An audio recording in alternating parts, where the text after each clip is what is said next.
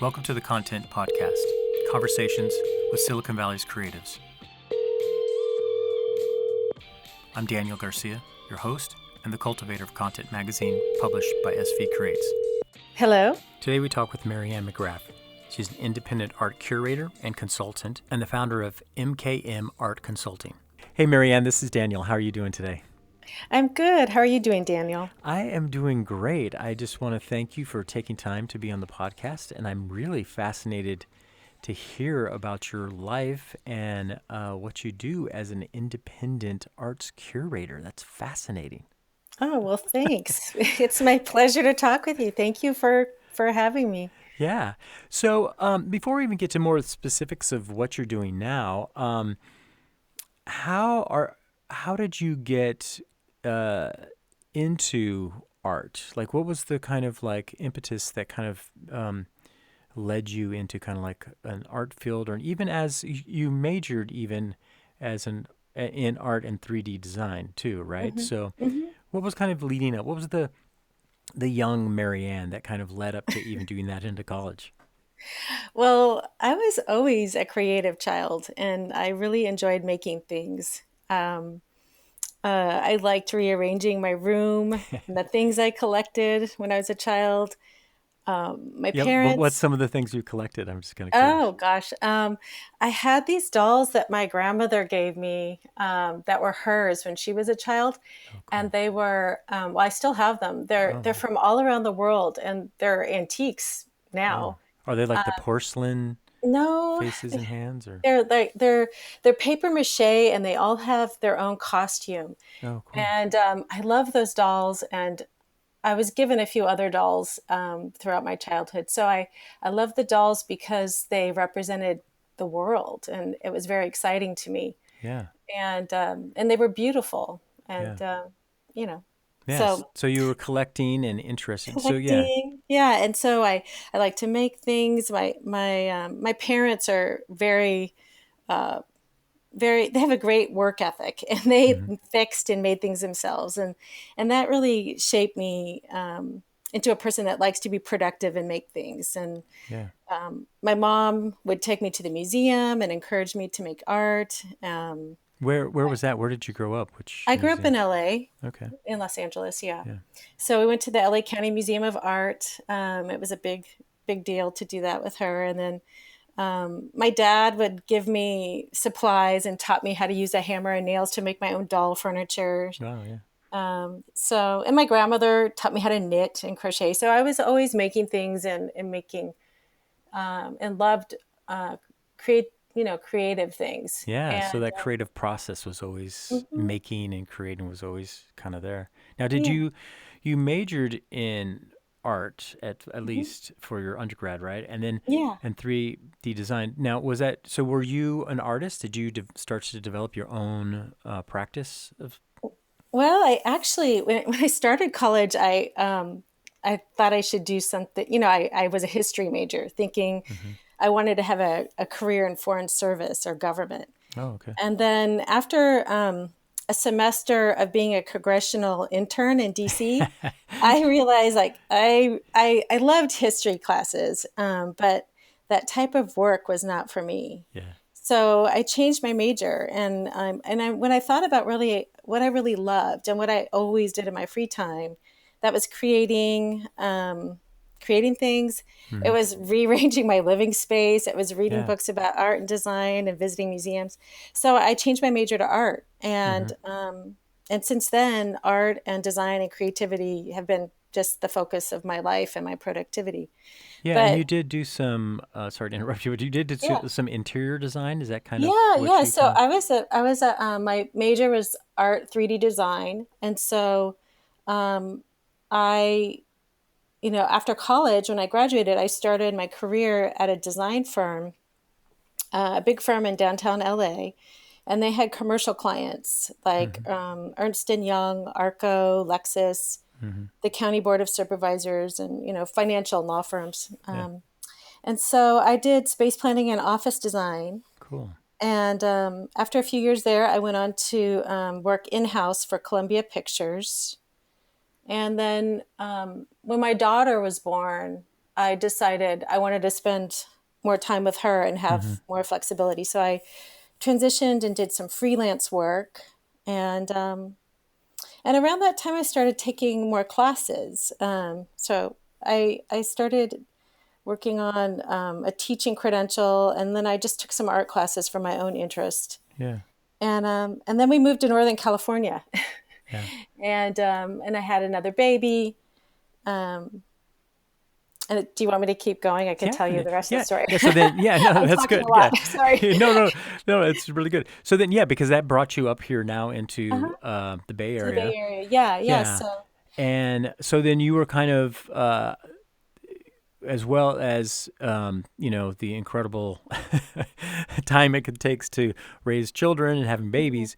Then you were yeah. doing, you still had an interest in art and kind of like being in uh, Definitely. like the Yeah, I was workplace. Yeah. still doing all kinds of, create, when you're a creative person, you Hmm. like that's how you live your life. But I started teaching art appreciation Oh, cool. to So it's like kind of like maybe that was kind of like the mixing of your interest in history and yes, yeah, yeah. yes, Okay. definitely. And mixing my life because I had a family, so it Yeah. was naturally that kind of blended in with everything. So I was teaching art appreciation to K through 8, and I decided to take a class in art history because I took it in undergrad, but I thought I want to take an art history class. So I took a class over at San Jose State, and I just I loved it, and I was just so invigorated by it. So I decided to pursue my master's degree in art history, Yeah. Cool. and that was just one of the best decisions of my life. And Yeah. I'm grateful like every day for the experience and the knowledge I gained in grad school and through that Yeah. master's degree. It was Yeah. That's great. cool. And then, did It you really still have little ones at that time, or? yeah, it did. And so that was um that was a great challenge Yeah. to get them off to school, and also I went to school. Everybody does this, so I'm not anything unique. Yeah. A It's lot of still, people and work it's and go to difficult for school, everyone. Yeah. but we all did our homework together, so it was okay. Yeah. So Cool. All right. I have to stop there because I'm hearing an echo. Let's see. Check. Okay. It's gone now. I had a couple times where it was a little. Okay. Um.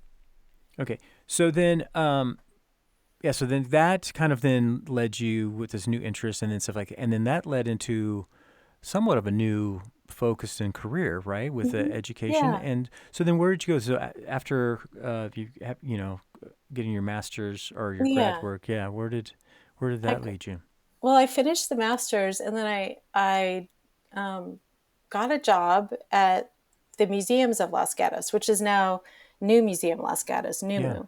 yeah, And I applied. I became their education curator. So I um, created the content and did mm, everything for their school tours, and then there were like lecture yeah, programs and things like that. So I yeah. That's started great. out there, and really enjoyed that. And eventually I ended up being like assisting the curator, and I moved into curatorial. Yeah, And to me, that's just, it's another um, way to educate people. It's another type of art education yeah, in a sense. yeah. That's cool. What um kind of like looking on back on that and then how that kind of led you to what you're doing now. I'm always fascinated on just kind of like the open doors that come along and kind of like, because you probably didn't, when you were playing with your dolls as a little girl, you weren't thinking that maybe you'd be getting into kind of more art curation, right? Or so what's your kind of thoughts about how did your path lead you to this? What's some of your kind of, even to someone else that who's maybe in that path and struggling right now, or kind of what's some of your advice you would give or thoughts on that? Hmm. Well, it seems to me, I feel that everything I've done and learned throughout my life led me to where I am now and Yeah, prepared me for what I'm doing now. yeah, And um, if I were to advise someone who is starting out, I would say that everything matters. Everything that you're Mm. doing matters. Even if your career path takes a different turn. I mean, I think with most people that is inevitable these Yeah. days. Yeah. So I think everything is valuable. Yeah. I don't know. I'm not sure what I would say to someone other than like keep doing what you're doing and don't be afraid to try new things or don't discount anything, any part of your life. Yeah. Yeah. Yeah. That is cool. It is interesting just how those things kind of come together. Was there any time in that journey, and even to now, that you experience either like roadblocks from external or internal roadblocks where you thought Hmm. like, oh, I'm just going to give this up and do something else? I would never give anything up, but I think that, I mean, sometimes things are hard. It's hard for all of us. It's just part of life, Yeah. trying to balance things or, whatever your challenges are, whether it's internal or external. Yeah. It's just that persistence, and the commitment to what you think is important. Yeah. Yeah. And I wouldn't change anything. I mean, I've had to give up because I change careers. I'm never going to end up being like the chief curator of the Guggenheim Museum, but Yeah. you Yeah. know, I can keep doing what I'm doing. And I think, you had mentioned, and when I was preparing for this, you asked, what is your mission and that Mm-hmm. sort of thing. Yeah. And I think it's always doing your best. Yeah. Just living your best life, the life you want to live, the best you can. Yeah. That's cool. Do you think that's part of, like you even mentioned earlier, that your parents had such a great kind of like work ethic and stuff? Is Mm-hmm. that, somewhat of the influence of them and the way that they conducted their life? And was that some of the things that keep you going? Yeah, I think everything informs you. It's Yeah. your parents. I've had a lot of great people in my life. I feel um, there's been a lot of there have been teachers, coworkers. I've been fortunate to have a lot of people who have given me that example to persevere, do Yeah. your best, have integrity in what you do. Yeah. So, mhm. Cool. It does take a community. Yeah, it does. Yeah. I love it when I saw kind of the interview David Letterman and Barack Obama, President Barack Obama, and I think Barack asked. I just use his first name. Hmm. It's okay. Yeah, We all think of like him we're that way. pals. Yeah. Uh, Yeah. so he says, he asked Dave, like, don't you ever just feel like lucky? You know what I mean? And it was interesting to see these two people who have, success in their life, but them recognizing how much were circumstances and people around them that helped them get that opportunity, you Hmm. know? Is there anybody that you can really kind of think back to, like, wow, this person has really influenced me, shaped me, and helped me? Gosh, so many people. Yeah. Um, I think of so many teachers. I think of, Mm. I think early on, like my family, of course, you know, I had an aunt that collected things and Yeah. loved art, and I spent time with her. I think teachers. I think of my committee that I worked with on my master's thesis in Yeah. graduate school. I think of people at the original Museums of Los Gatos. Yeah. There was a curator there, Catherine Politopoulos, that was really wonderful. Yeah. And I think of the people I worked with at NUMU; they were great. And really, I think of all the artists that I work with. Yeah. Yeah. Oh my gosh, the artists are so inspirational and teach me so much. And, as a curator, you can't curate without the artists and, Yeah. and their Yeah. art. And so I am so truly grateful for them and honored to work with them. Is there one artist that you worked with that really kind of had somewhat of a impact on you? Not necessarily, something that kind of maybe changed your thought process or your perspective that, you can kind of recall like, oh yeah, this was, I'm sure, of course, all of them do influence us, but there's always a couple outliers, right? Hmm. Oh gosh, you're asking me to like pick your favorite child or No, something. no, yeah, yeah, yeah. It's just for anybody who's listening. She's not rating anyone better No. than, but some of us, like I can think of, a number of different people who've had uh, not more of an influence, but it kind of like made the road that I'm going on either clearer or helped it or gave me a little extra push.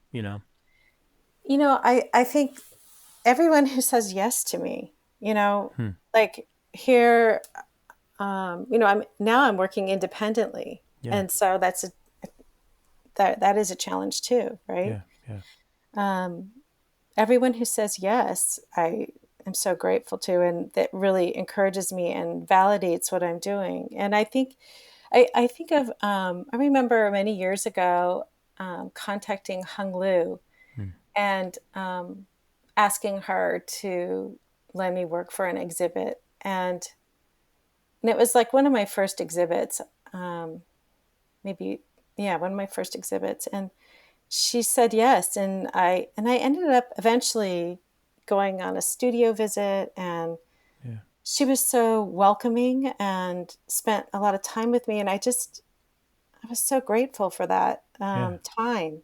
And I'm really grateful for that time with every artist, every studio visit, yeah. every conversation. Um, it really Enriches. informs my, yeah, yeah, Yeah, informs my work, and that in turn makes me such an advocate for them. I want to do the same for them and take the time to share their work with other people and yeah, uh, get their message across. yeah. That's cool. So, what was the impetus that had you go from Numu, kind of like on staff, and then kind of jumping off or launching into doing more of kind of your own independent exhibits and curation? Well, I had been with the museums for like more than a decade, and I was just ready for a change, and I wanted to go out into the world and see what was there, and I wanted some more flexibility. Mm-hmm. So I started, my own, I guess, MKM Art Consulting. Yeah, Um, and I enjoy the flexibility. I enjoy, well, until the pandemic. that changes things. Yeah, Yeah, that totally is crazy. But, yeah, um, I really do like the idea of being able to go to different venues and work with different people and um, go into different environments. yeah, So I like the flexibility and the openness, and it's exciting. yeah. So, was there a reason that you were kind of looking for more flexibility in your time? Was there anything going on in a personal way, or was it just a kind of an Yeah, it was for itching? personal reasons. Yeah, Yeah, yeah. yeah. You don't want to share those, or Not really, okay, but that's fine. yeah. Yeah, okay.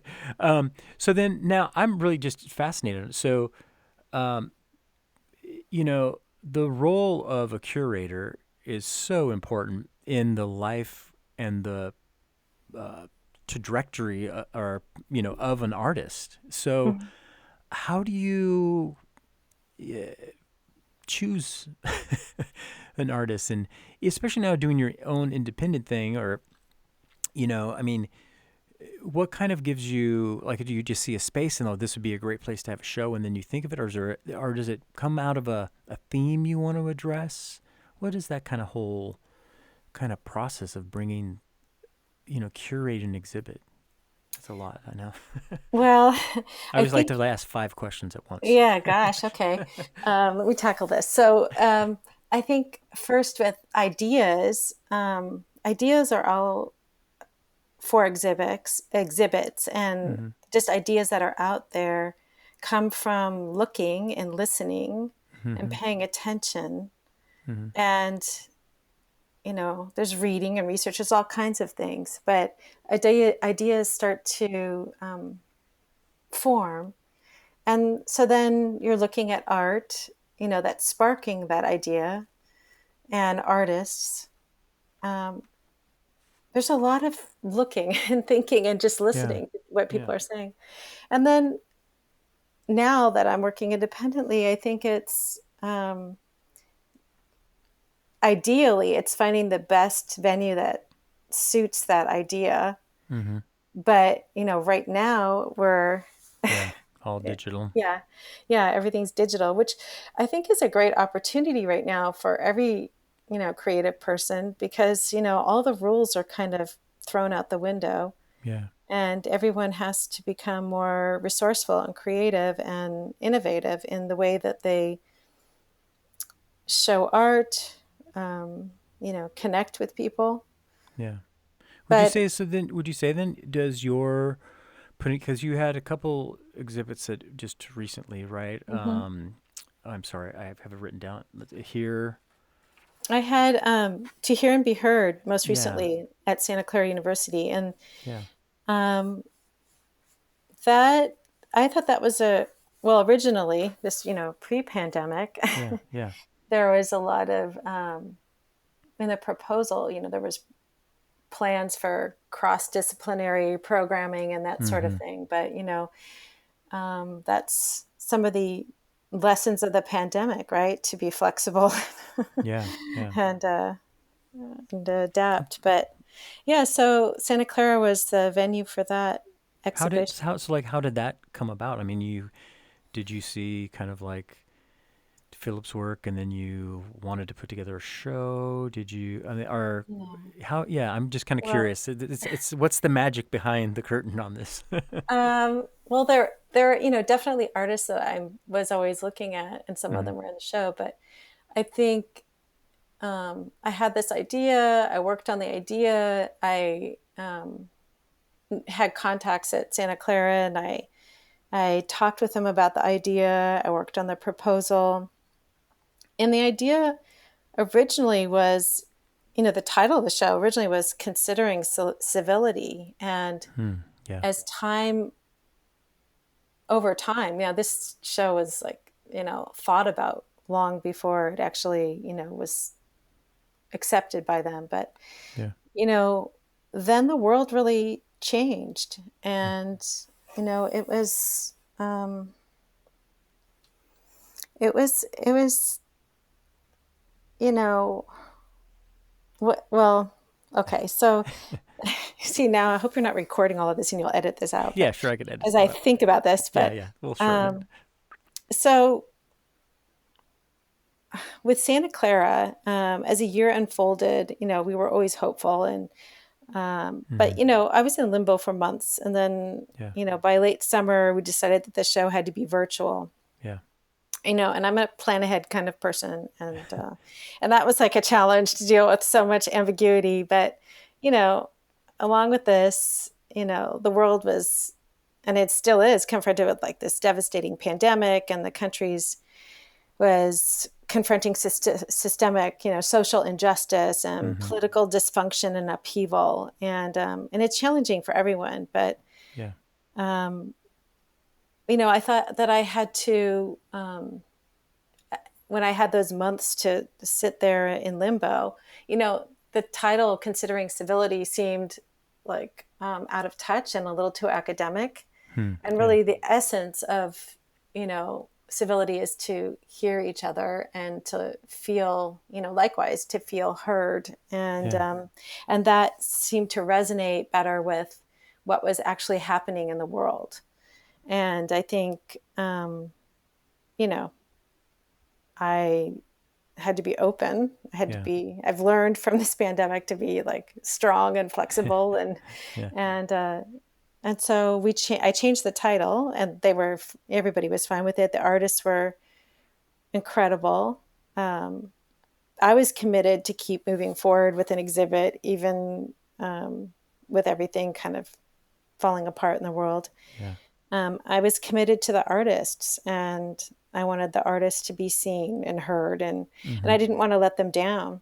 Yeah. And at the same time, I wanted to, also be sensitive, to their needs and the fact that they were also going through all of this turmoil just like me. Yeah. So, under those circumstances, that was challenging, and Yeah. It's interesting to have. I mean, because it originally scheduled. Was that to open? it was supposed to be installed, and then in the late summer we decided that it had to go virtual, Yeah. and so that changed all the programming. But it was also an opportunity because I wasn't limited by budget or space, Yeah. and I changed the name. I kind of retooled it, Yeah. and I was able to include more artists that otherwise there it would have been the shipping. There's all these Yeah. considerations. People think about curatorial and they think it's just picking out artwork or writing, but Yeah. there's a lot of things you have to consider, like okay, what's my budget for shipping all of the artwork here? So anyways, when it's Yeah. virtual, you don't have to worry about those kinds of considerations like space and shipping and things. Yeah. So then, um, as also too, then as being a curator for this, I'm kind of curious, even like on the financial side. I mean, like you said, I mean, the shipping costs, and the installation costs and all that kind mhm, of mhm. stuff. Is it then what you do is kind of like are looking for also artwork that's gonna sell and Oh no, it doesn't. Like when you do like, well, there's a difference, right? So for the university exhibit, a museum exhibit, the work's not for sale. yeah, It's there on an exhibition for other reasons, to educate the community, to inspire people, because yeah, it's there for for as the a public betterment of the service, community. Yeah, right? public Right? It's a service. Yeah. public So then service. the university then would you would put a proposal and they would Right. commission you basically to. Exactly. Okay. Right. All They right. have a budget, and Yeah. they pay Yeah. for my time and for the cost of the exhibit, Yeah. and that's how it would be, at any non profit type of venue. And Yeah. then whereas in a gallery space, where they sell the art, that's a different Yeah. kind of um, Animal. setup. Yeah. Hmm. Hmm. Yeah. So do you do that too? Do you look for gallery places to? I have done that in galleries, yeah, where the artwork is for sale, Yeah. and that that's it can still, as far as I'm concerned, I still want to have those exhibits be a service to the community, to Mm-hmm. educate, to inspire people, to create conversation and open minds and that sort of thing. Yeah. But it's also there to help the artists make a living, Yeah. and they sell their work so they Totally. can. That's their. That's how they live, and Yeah. so it's a good thing to do too, right? They Yeah. need to sell Totally. their work, Yeah. so I do both. Would you say, do you find that you have maybe a voice or a message that you kind of come back to or you're thinking of as you're curating? Like, I guess, what would be your brand of exhibit curation? You know what I mean? If we compare it to somebody else, right? What would be your kind of focus that you kind of pull Um, together? Well, when I was at the museum, I always thought of myself as a generalist, like that was in service to the mission of the museum Mm-hmm. and the community. And I don't have a particular brand. I wouldn't label myself like an activist curator, Mm-hmm. or something like that, or Mm-hmm. somebody who only curates abstract art or something like that. Yeah. I'm still a generalist, but I would say I'm in service to the community and to the ideas that are out there and the artists in my community, Yeah. really. Yeah. What's some of the resources you said, you're like listening and looking, what's some of the kind of like tools and resources and places that you go to kind of like find out what's going on for different artists? Well, Well, normally I would be going to museums and Yeah, galleries, right. and I Yeah. would be going to, studio visits and all of that. Yeah. Yeah. But right now, that's very limited.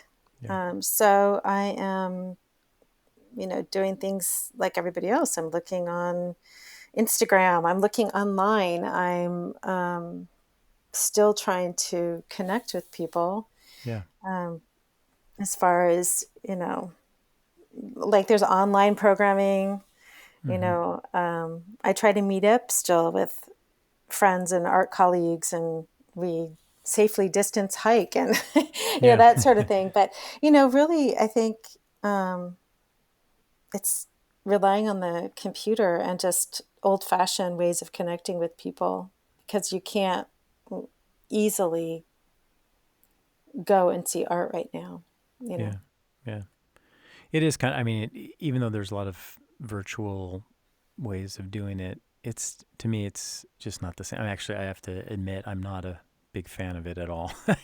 No, it's not the same. It's not the It's, same. The yeah, virtual, but it's better than nothing. right. I do appreciate, and it can get you exposed to different people, but, I just remember the difference that I saw one time, like when I was younger, seeing Jackson Pollock in a book or a magazine, Hmm. and then going to the MoMA and seeing it there, and the brush strokes and Hmm.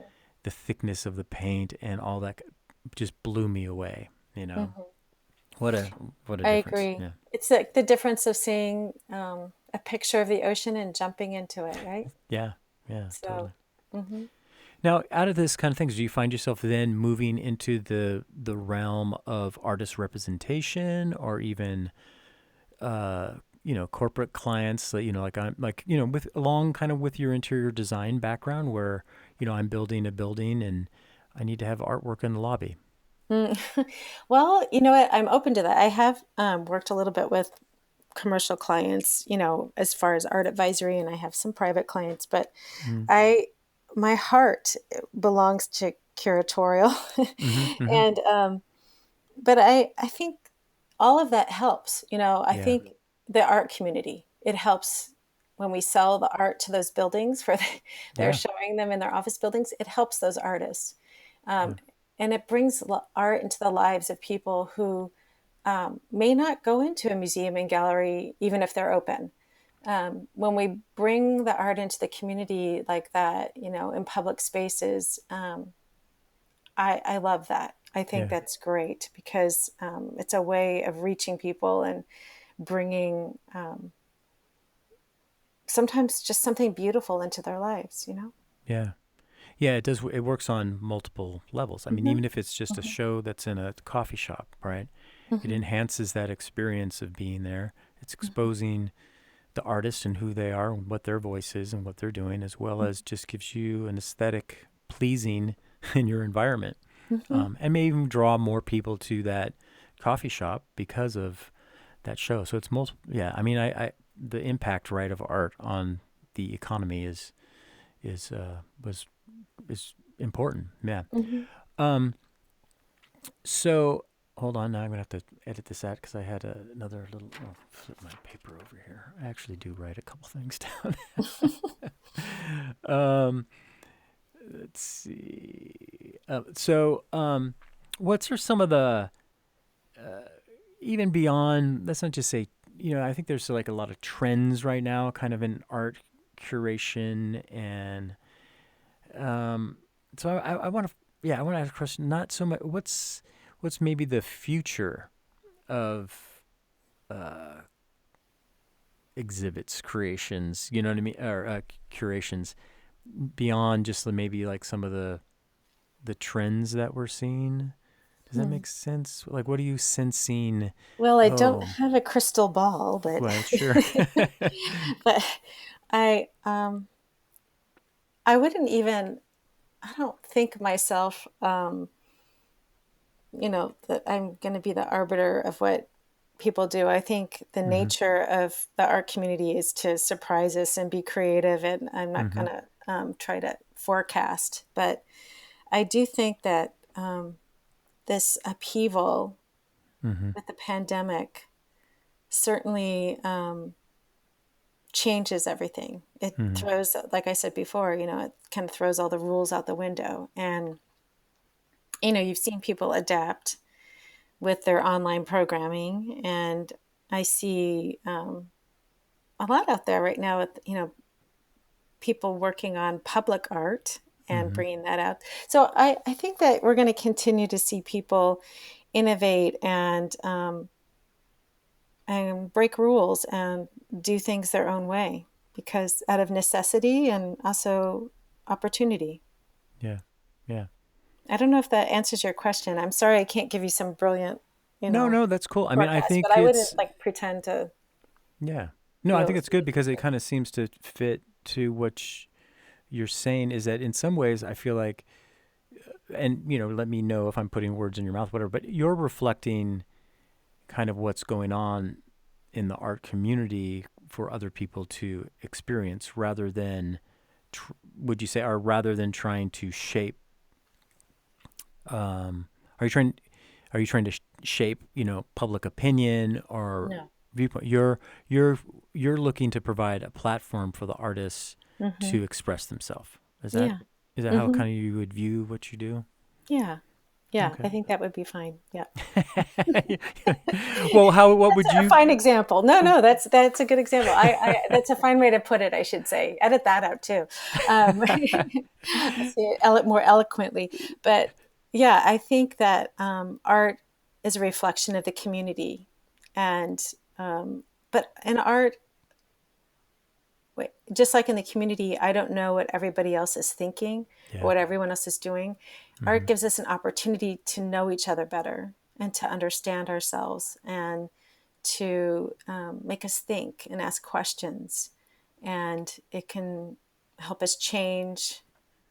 It can help foster empathy. Mm-hmm. Sometimes, not sometimes, but I think for certain exhibits, it's an opportunity to put some ideas forth Mm-hmm. and allow people to take that in, Yeah. and it will hopefully allow them to pause and think about Mm-hmm. that idea, Yeah. or what's going on in the artwork. Yeah. So I think it's just an opportunity for the artists and for people to grow and learn. Yeah. That's great. Um, so then, uh, you said you're a bit of a planner, Hmm. which is good. I mean, if you're putting shows together, well, what's in general, what's the typical timeline of an exhibition? Like, what is it? Oh, Like, is it, like two years. weeks, years? It's years. Ideally, it's years. I mean, for a museum or like a nonprofit Mm-hmm. situation, it's probably more years. Yeah. It's usually more like years in it of planning. But for galleries, they move a lot faster and it turns over a lot faster, and that's a shorter timeline. Yeah. So, What would you, so for you then, what as you're the planner and thinking about it, it takes years. What is something that you're working on, or like you really itching to do, or maybe it's like, man, like it's kind of the transition of the year, and you sit down and you give your goals and projections and to mhm. do lists and stuff like that. Definitely, I've got lots of lists. Are you a list keeper and that kind of a thing? The calendar, Absolutely. yeah. Yeah, I have them. What kind of method do you use? I'm just kind of curious. This is always kind of Oh, fascinating. well, I have all my Apple stuff that's all connected with the calendars. But no, I have old-fashioned pieces of paper, like where I make lists, and I keep like a notebook. And like I go through a lot of notebooks, and I Yeah, sit down and like write ideas down every day. It's kind of like a brain dump place, yeah, like a commonplace book where every like thoughts, ideas, like oh I saw this, or I this artist, I want to remember this artist, and I make a note about it.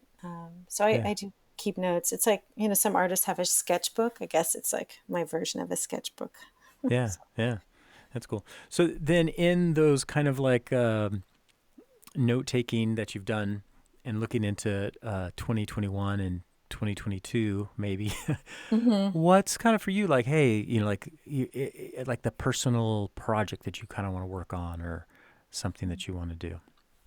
So, well, personally, I want to get the vaccine. That's on my list. Yeah, right. Yeah, Uh, um, uh, Personally, well, I'm not going to go through my whole list of like exercise goals with everybody on listening to this podcast. sure. Let's just assume those are all. That's Yeah, that's all, just yeah, assume those. all that personal stuff. But Yeah, like those are kind of like the default. Everybody has to go. But what for you as far as curation? Yeah, curation, yeah, let's stick to that. yeah. Well, I will say something personal. I'm looking forward to on my list is to get together with people as soon as Mm, I can, family yeah, and friends, and yeah, go out into the world and go to the library, not the library, the museums and the yeah, galleries and yeah, yeah. studio visits. But Well, that's an interesting little Freudian slip there, called because you said library, library for museum. That's interesting. That maybe that's a little in a insight into. sense, yeah, Yeah, maybe it's that is research like a for you. library. It is. It It's is like research. studying, and yeah, yeah. And Cool. I love libraries too. Yeah, yeah. They're great. I'm a nerd. No, So, that's good. yeah, and so are you just looking at like for the month, the year ahead? Like Well, let's say what let's are you asking? something like a something like you like I asked somebody yesterday. They say, "What's the dragon you want to slay?" Mm, So something along those lines, like that, like oh, and or maybe what it is like if you were to look back, if you were to let's go to the end of 2021, and you were to look back, and you say, "This was for me. This was a win. This was a quote unquote successful aspect of this year." What mhm. would that be as you project forward? Well, I'm working on new proposals, and Mm-hmm. I want to get those proposals out into the world and Mm-hmm. get them into the hands of people with art venues. Yeah. And I'm looking forward to like continuing these conversations I've started with people on these projects that are under development. Mm-hmm. Um, I I think I will feel happy if I get those proposals accepted and booked, like on their calendar, Yeah. and I can start diving into them wholeheartedly and planning the exhibitions. Yeah. Um, I'm going to feel happy if I get to the end of this year healthy Mm-hmm. um, and that I continue to be doing my best and Yeah. staying courageous and keeping calm and carrying on. And so I think that will be an accomplishment. Yeah. Um, Cool. it's hard for all of us. Yeah. What do you do then to kind of nurture your soul to be courageous and to carry on? What's some of the more the personal practices that you do for that? um, I walk a lot. Yeah. I'm outside a lot, Mm-hmm. and I think a lot of us have found solace in nature Mm-hmm. and being outside and walking. And it's also a time when I can be with people. Yeah. So I think that's something. But really, it's art. I'm fortunate that I am able to work with a thing that brings me so much joy, Yeah. and that really inspires me and motivates me every day. Yeah. That's great. Cool. One last question then for up and coming artists and who definitely want to their work to be seen and to be known and to get out there and for their message to be heard. What's some advice that you would give them to kind of get that process going? Hmm. Keep making your work. Keep putting yourself out there. Um, I think, uh, gosh, apply to calls for art. Mm-hmm. Apply for residencies. You have to work. It's a lot Yeah. of work. Yeah. So keep working. Yeah. Keep Do working. you have people who, find your name and send you emails and say, hey, are you putting together an exhibition? Can I be in it? Yeah, I do sometimes, and I appreciate that, and Mm. I'm grateful for that. I really welcome it. If I don't have, and this has always been the case, even at the museum, if I don't have an opportunity for that person at the time, I want them to stay in touch and Mm-hmm. keep me posted on their progress. I when I get things in the mail or I get email, I keep files. Yeah. I keep that. It's all there, and it's kind of like drinking from a fire hose. Sometimes there's so much out there, but um, I'm open to it. I welcome it. Yeah, It's that's an cool. honor. Cool. Good. Well, thank you for being involved, actually continuing on, your theme of your life of, educating as well as supporting the arts, and making, exhibitions possible. So I appreciate that and look forward to what you're going to be doing and what will be coming up in 21 and 22. Thank you. Yeah. And thanks for your dedication to the arts as well. Talking with all of us. Fun. Yeah. Thank Okay. you. Thank you, Marianne. We'll talk to you later. All right. Thank Okay. you. Bye. Bye. To find out more about Marianne and her exhibits, go to her website, mkmartconsulting.com, and follow her on Instagram at The Artist Collector.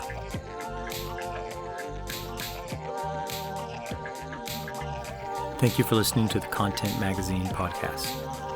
Follow us on social media at Content Mag. Visit our website to become a member and help us to continue to tell the stories of the local creatives. This episode's music is Time Alone by Mild Monk. Follow him on Spotify and also on his Instagram at Mild Monk Music.